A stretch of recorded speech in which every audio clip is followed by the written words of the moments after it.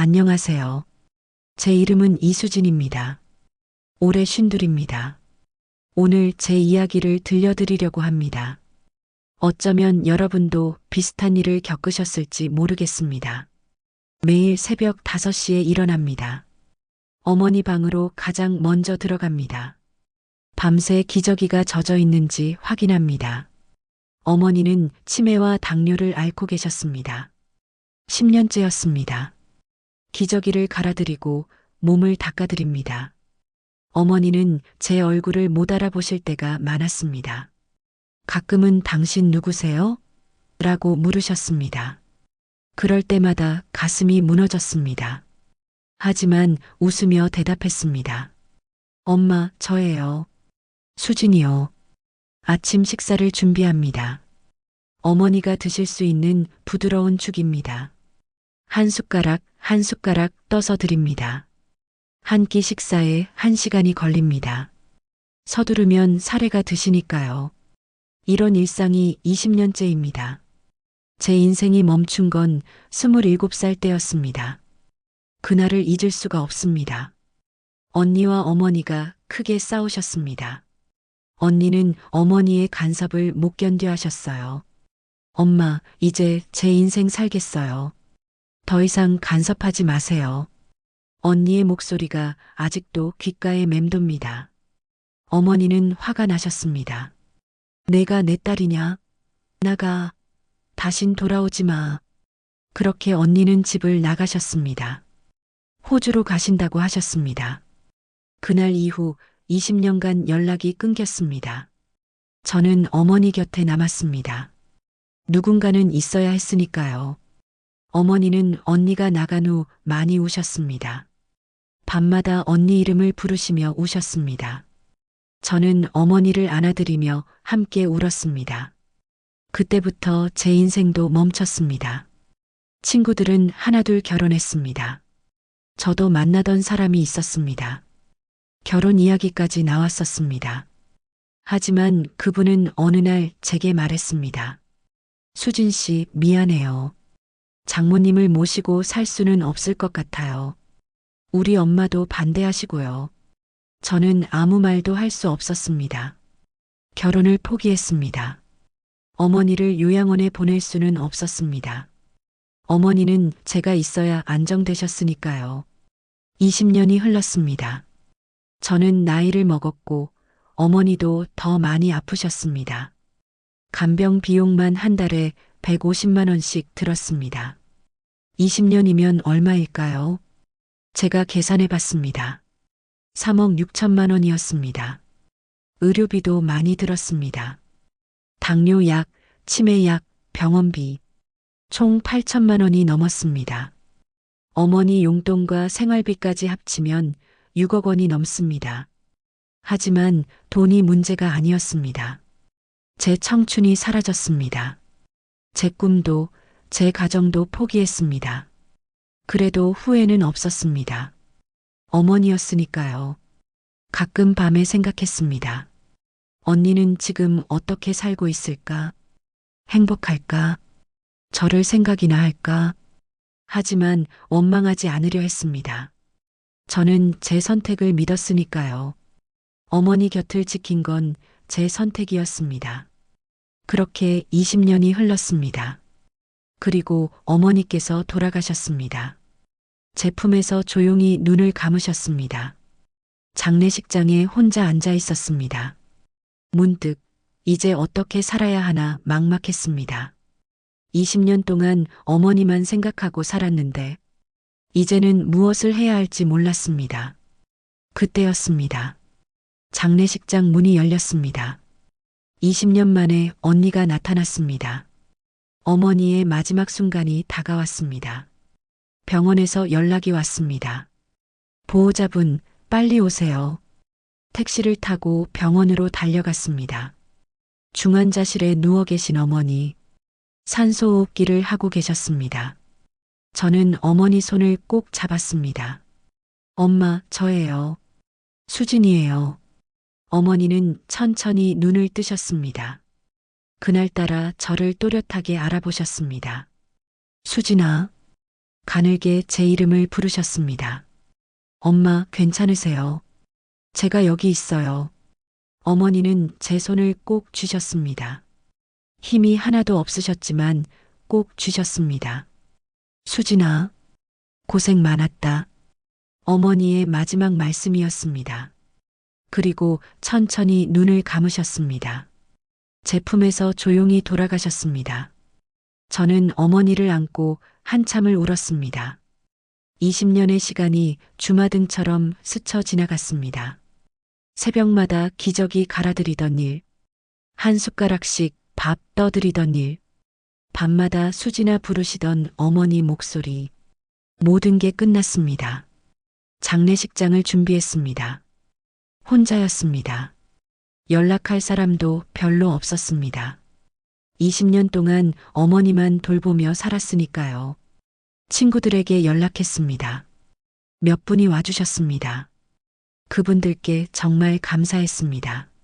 하지만 빈소는 너무 조용했습니다. 상주도 저 혼자였습니다. 조문객도 많지 않았습니다. 장례 이틀째 되던 날이었습니다.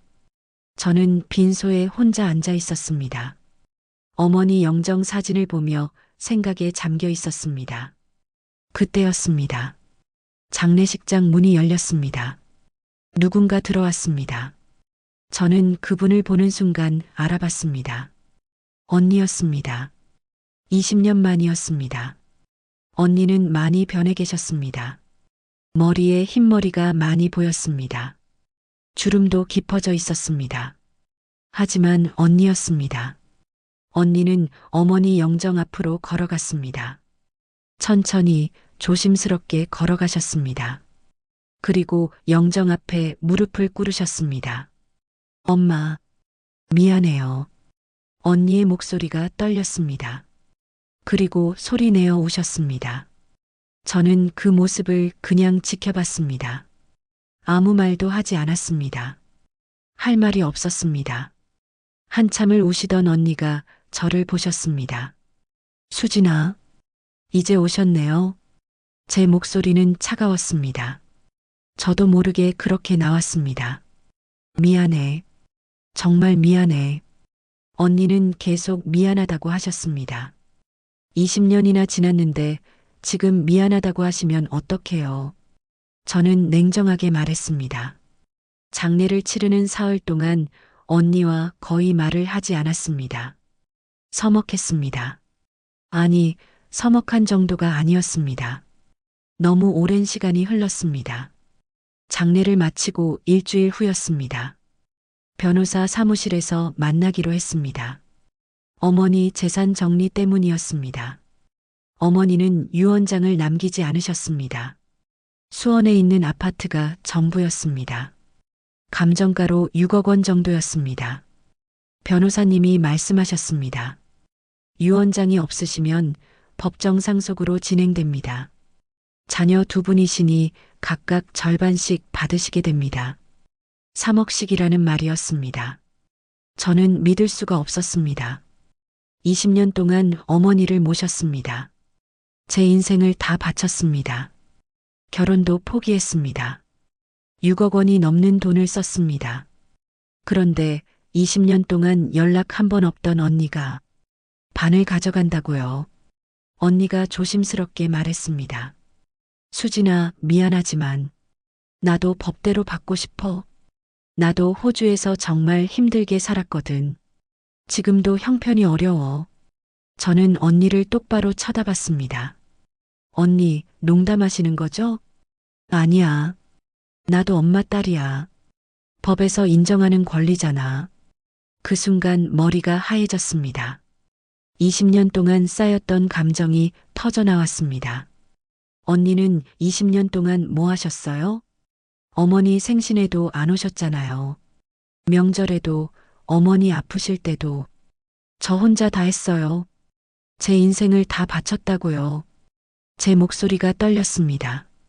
눈물이 났습니다. 언니도 울었습니다. 나도 사정이 있었어. 엄마랑 사이가 안 좋았잖아. 그래도 나도 엄마 딸이야. 그럼 20년 동안 단 한 번도 연락 안 하신 건요?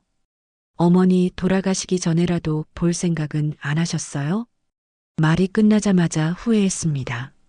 하지만 이미 늦었습니다. 변호사님이 중재하셨습니다. 두 분 다 진정하세요. 이런 경우 기여분을 주장하실 수 있습니다. 수진 씨께서 특별히 기여하신 부분이 있다면 법원에서 인정받을 수 있습니다. 기여분이라는 말을 그때 처음 들었습니다. 저는 결심했습니다. 소송을 하기로요. 집으로 돌아와 밤새 잠을 못 잤습니다. 언니의 말이 계속 머릿속을 맴돌았습니다. 나도 엄마 딸이야. 법은 평등하다고. 평등이요. 20년 동안 제가 한 일이 평등한가요? 저는 화가 났습니다. 다음 날 아침 일찍 법무사 사무실을 찾아갔습니다. 제가 모아둔 서류를 모두 가져갔습니다. 20년 동안의 기록이었습니다. 법무사님께 하나하나 보여드렸습니다. 먼저 간병비 내역이었습니다. 어머니를 돌보는데 한 달에 150만 원씩 들었습니다. 20년이면 240개월입니다. 계산해 보니 3억 6천만 원이었습니다. 저는 이 돈을 제 월급에서 냈습니다. 의료비 영수증도 있었습니다. 당뇨약, 치매약, 병원비. 큰 병원에 입원하신 적도 여러 번이었습니다. 모두 합치니 8천만 원이 넘었습니다. 그 외에도 어머니 용돈, 생활비가 있었습니다. 옷도 사드리고 영양제도 사드렸습니다. 생활용품, 식비까지 합치면 2억 원 정도였습니다. 모두 합치니 6억 원이 넘었습니다. 법무사님이 놀라셨습니다. 이수진 씨, 정말 대단하십니다. 이 정도면 특별기여분을 충분히 인정받을 수 있습니다. 저는 더 많은 증거를 꺼냈습니다. 사진들이었습니다. 어머니와 함께 찍은 사진들. 병원에서, 집에서 산책하면서 20년 동안의 기록이었습니다. 그리고 일기장도 가져갔습니다. 매일매일 어머니 상태를 기록한 일기였습니다. 오늘 어머니가 밥을 잘 드셨다. 오늘은 저를 알아보셨다. 오늘 밤에 많이 우셨다. 하루도 빠짐없이 기록했습니다. 법무사님이 말씀하셨습니다. 이 정도 증거면 소송에서 이길 수 있습니다.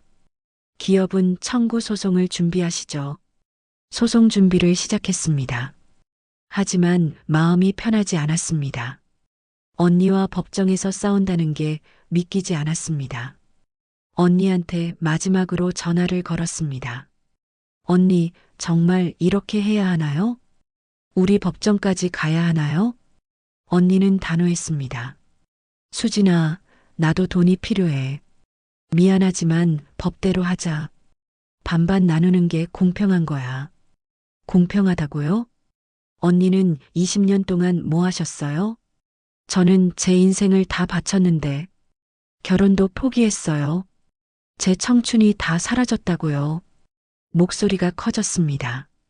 참았던 감정이 터져 나왔습니다. 그건 내가 선택한 거잖아. 나한테 강요한 적 없어. 나도 내 사정이 있었어.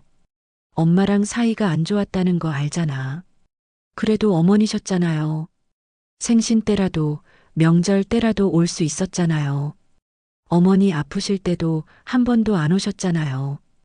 어머니가 얼마나 언니를 그리워하셨는데 제 목소리는 떨렸습니다.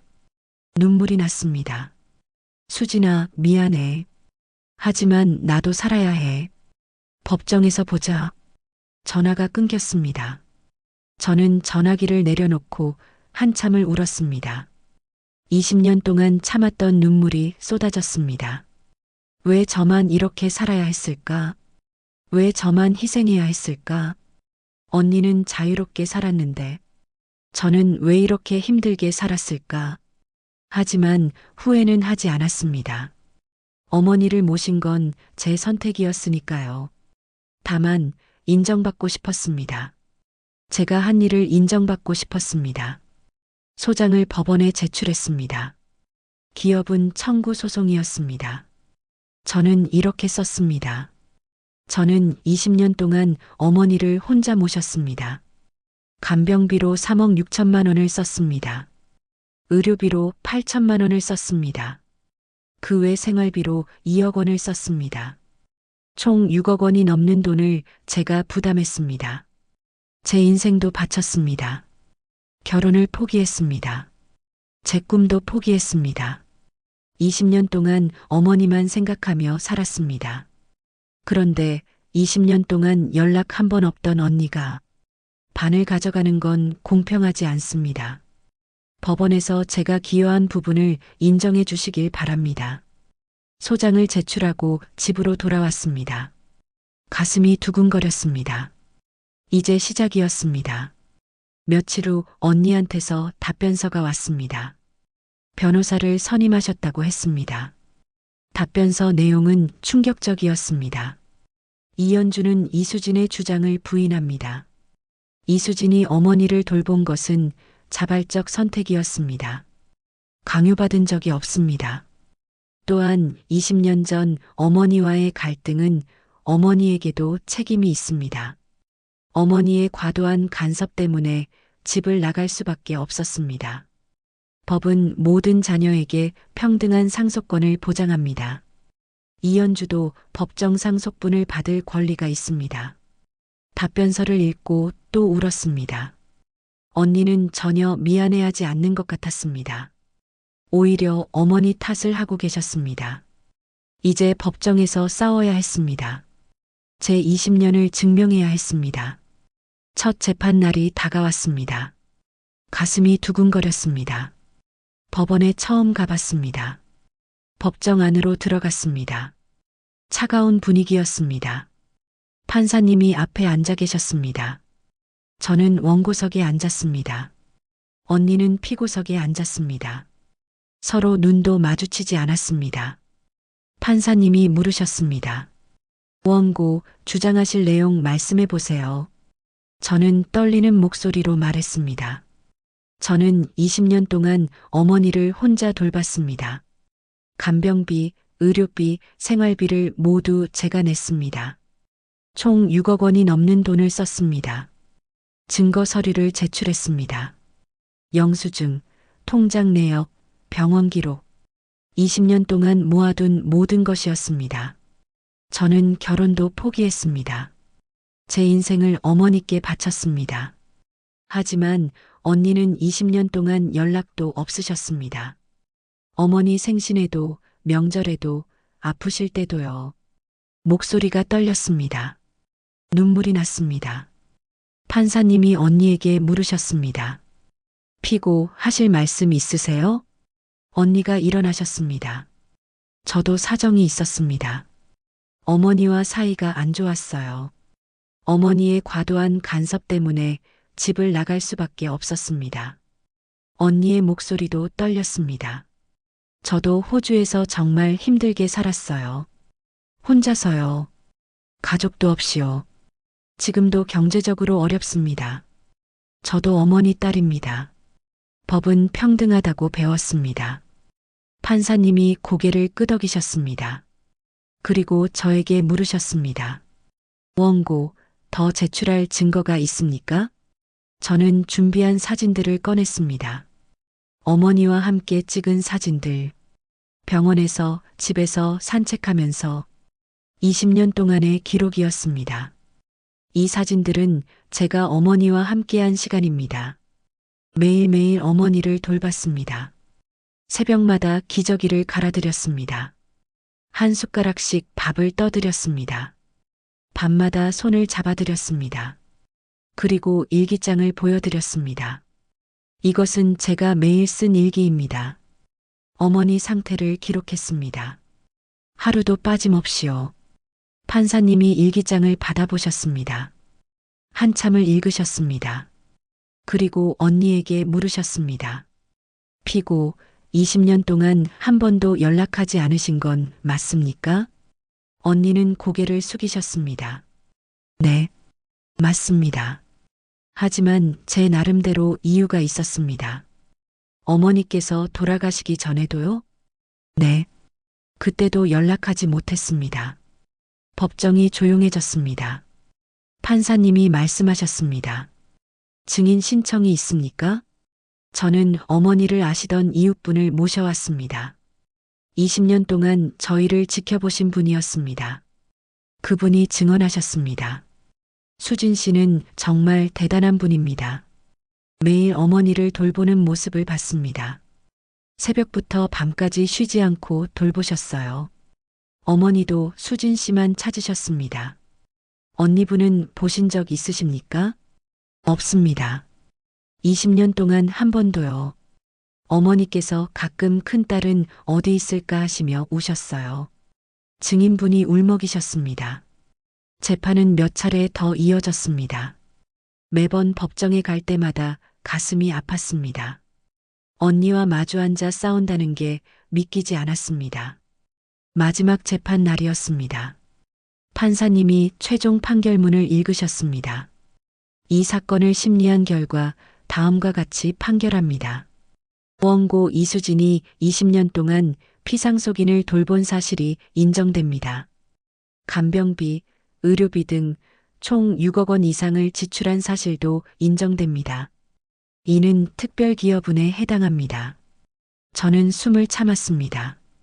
따라서 상속재산 6억 원을 다음과 같이 분배합니다. 원고 이수진에게 4억 5천만 원, 피고 이현주에게 1억 5천만 원. 판결이 끝났습니다. 저는 이겼습니다. 하지만 기쁘지 않았습니다. 언니가 옆에서 흐느끼고 있었습니다. 이것밖에 안 돼요? 겨우 1억 5천? 저도 딸인데. 이건 너무 불공평해요. 언니의 목소리가 들렸습니다. 저는 언니를 쳐다봤습니다. 20년 만에 제대로 마주봤습니다. 언니도 많이 늙어 계셨습니다. 주름이 깊었습니다. 언니, 불공평한 건 저예요. 20년 동안 제가 뭘 했는지 아세요? 제 청춘이 다 사라졌어요. 결혼도, 꿈도 다 포기했어요. 언니는 아무 말도 하지 않았습니다. 그냥 우셨습니다. 법정을 나왔습니다. 햇빛이 눈부셨습니다. 오랜만에 보는 햇빛 같았습니다. 법무사님이 축하한다고 하셨습니다. 하지만 저는 기쁘지 않았습니다. 돈으로 환산할 수 없는 20년이었습니다. 제 인생이었습니다. 법은 제가 기여한 부분을 인정해 주었습니다. 그것만으로 감사했습니다. 하지만 마음 한구석이 텅 비었습니다. 언니와의 관계는 끝난 것 같았습니다. 재판이 끝나고 집으로 돌아왔습니다. 통장에 4억 5천만 원이 들어왔습니다. 하지만 기쁘지 않았습니다. 돈이 중요한 게 아니었습니다. 인정받고 싶었을 뿐입니다. 제가 20년 동안 한 일을 인정받고 싶었습니다. 법은 저를 인정해 주었습니다. 그것만으로도 감사했습니다. 언니는 1억 5천만 원을 받고 다시 호주로 떠나셨습니다. 공항에 가기 전 문자 한 통을 보내셨습니다. 수진아, 미안해. 잘 살아. 저는 답장하지 않았습니다. 할 말이 없었습니다. 그렇게 또 시간이 흘렀습니다. 5년이 지났습니다. 어느 날 언니한테서 전화가 왔습니다. 5년 만이었습니다. 수진아. 언니 목소리는 많이 약해져 있었습니다. 왜 전화했어요? 저는 냉정하게 물었습니다. 나 암 판정 받았어. 의사가 시간이 얼마 안 남았대. 순간 머릿속이 하얘졌습니다. 호주에 아는 사람도 없어. 혼자야. 너무 무서워. 언니가 울었습니다. 수진아, 미안해. 정말 미안해. 그때 엄마한테도 너한테도 내가 너무 이기적이었어. 내가 잘못했어. 저는 아무 말도 할 수 없었습니다. 가슴이 먹먹했습니다. 밤새 잠을 못 잤습니다. 언니 목소리가 계속 들렸습니다. 다음 날 아침 언니한테 전화했습니다. 언니, 한국 들어와요. 제가 간호할게요. 수진아. 정말? 네. 어서 들어오세요. 일주일 후 언니가 한국에 왔습니다. 공항에서 언니를 봤습니다.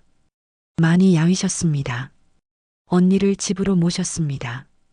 제가 사는 집으로요. 어머니 방을 정리했습니다. 언니가 쓸 수 있게요. 언니를 돌보기 시작했습니다. 어머니 돌보듯이요.